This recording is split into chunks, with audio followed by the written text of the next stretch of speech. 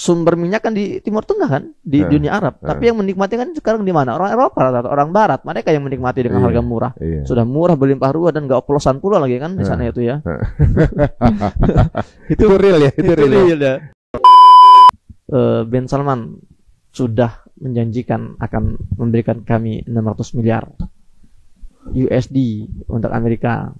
Dan itu ada statementnya di media. Video dia bilang di video, dan saya akan memaksanya agar membulatkannya dari 1 triliun, dia bilang gitu.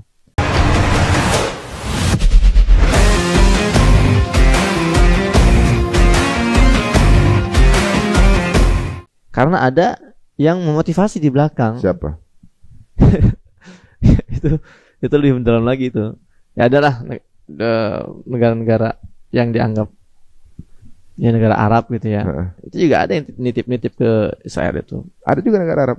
Ya ada. Ke apa ininya? Apa tanpa menyebut negaranya, apa sih ke ininya? Jadi bagi mereka ya para perlawanan di Gaza ini itu sesuatu yang harus dihilangkan.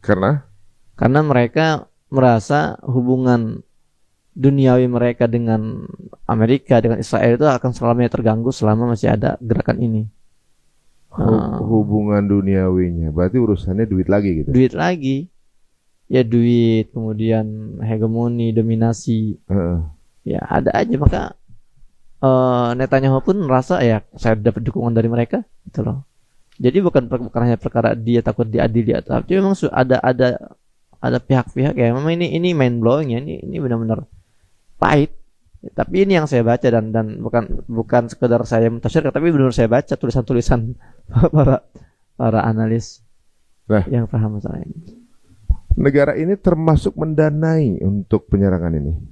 Negara-negara tersebut yang membutuhkan. Kalau masalah mendanai, semua negara Arab terutama ya, bukan semua ya, mayoritas itu pasti mendanai. Mendanai Israel? Iya, meskipun harus lewat Amerika dulu gitu kan, atau meskipun batas logistiknya enggak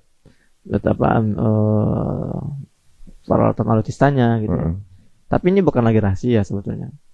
Ya memang selama ini mereka bisa bertahan dari dana negara-negara Arab sendiri. Donald Trump waktu baru dilantik apa dia bilang?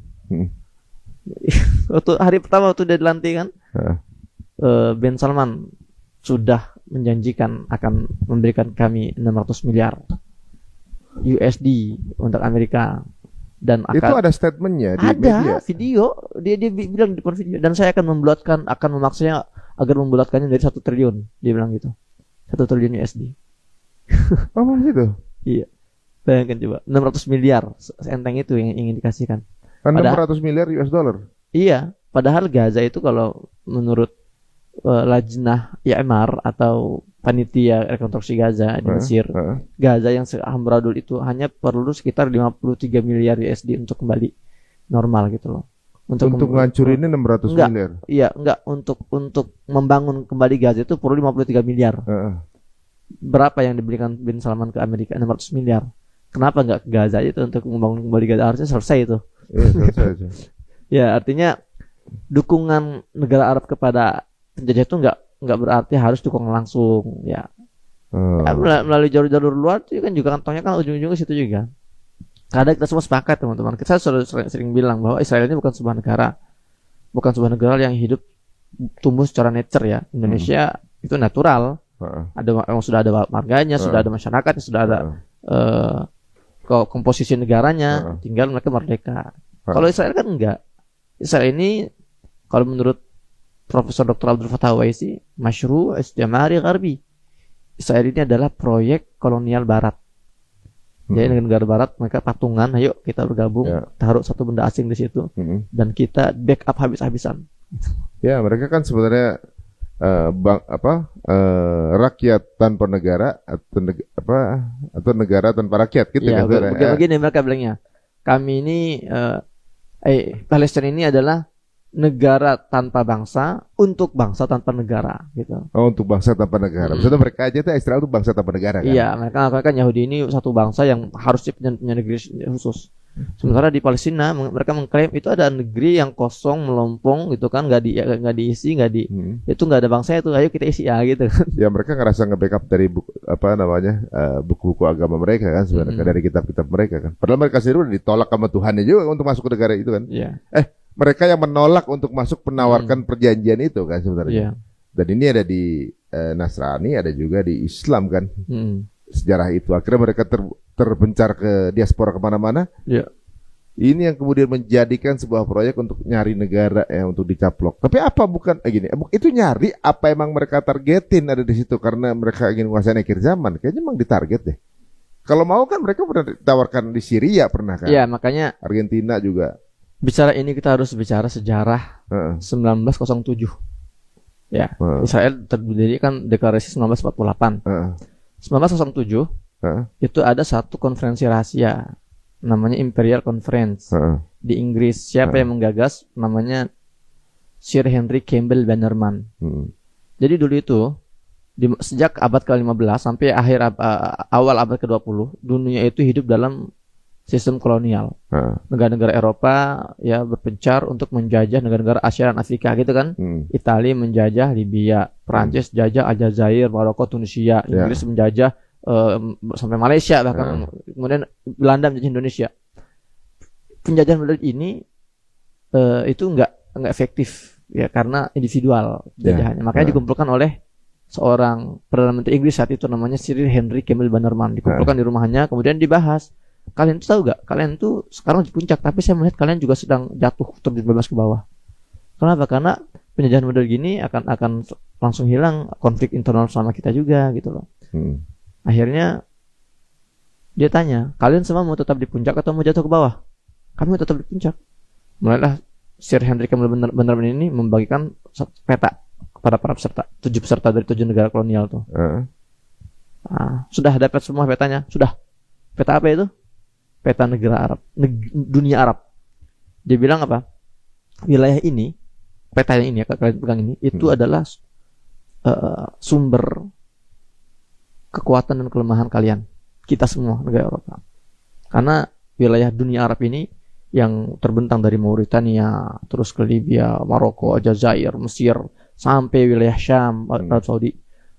Wilayah seluas 13 juta kilometer ini itu pernah menjadi kekuatan adidaya ketika di bawah umat Islam.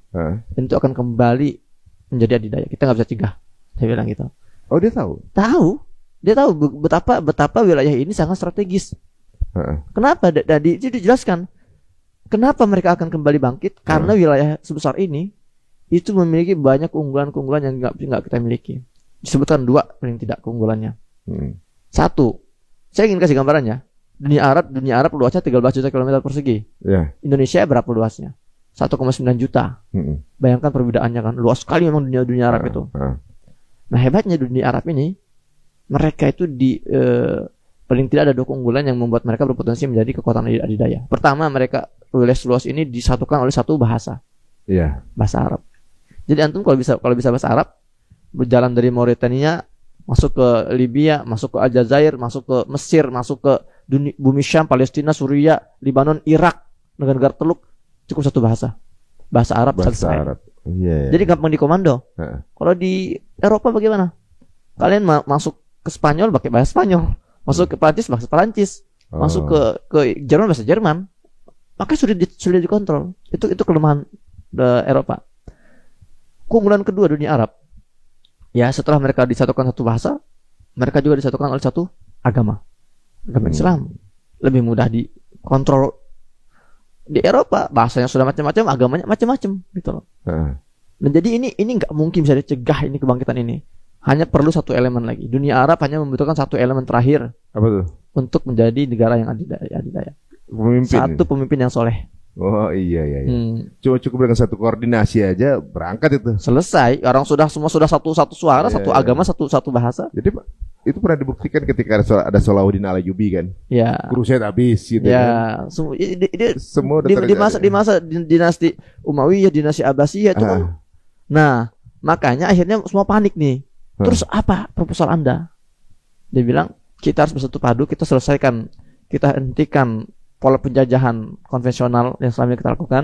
Kita masuk ke neokolonialisme dan imperialisme itu yang dikatakan Bung Karno itu. Jadi mereka bersatu, kita harus mencegah kebangkitan umat Islam yang pusatnya memang di dunia Arab ini. Caranya bagaimana? Kita tanamkan benda asing di tengah-tengah mereka.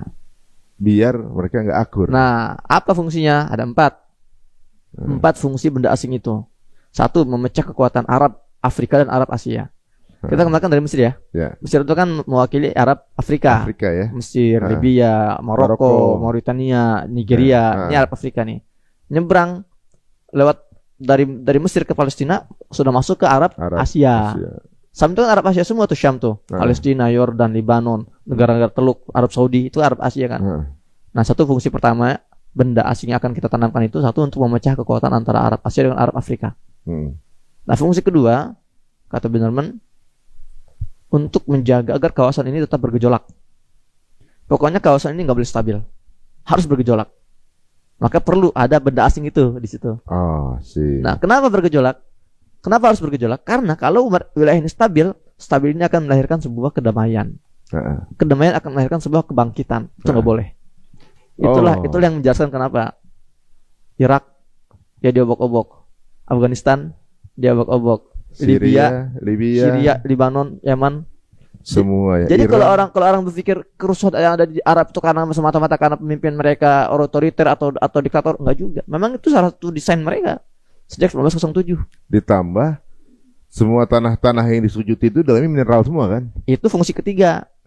Memang ada itu masuk fungsi. Iya, kan sebenarnya 4 fungsi nih. 1, memecah kekuatan Arab Asia Afrika. 2, untuk menjaga agar tetap bergejolak. 3, untuk memastikan agar sumber daya alam di situ tuh jatuh ke barat.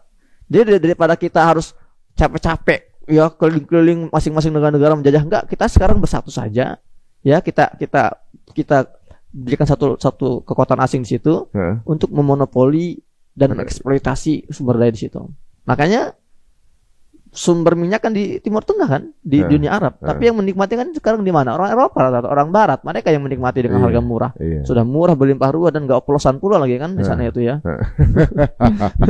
itu real ya. Itu real ya. Itu fungsi ketiga. Nah, fungsi keempatnya memastikan. Jadi benda asing ini harus memastikan agar kekuatan di wilayah itu menjadi tunduk di bawah kekuasaan Barat. Itulah yang menjelaskan kenapa negara-negara Arab hari ini mereka nggak bisa ngapa-ngapain, karena semua sudah dikondisikan.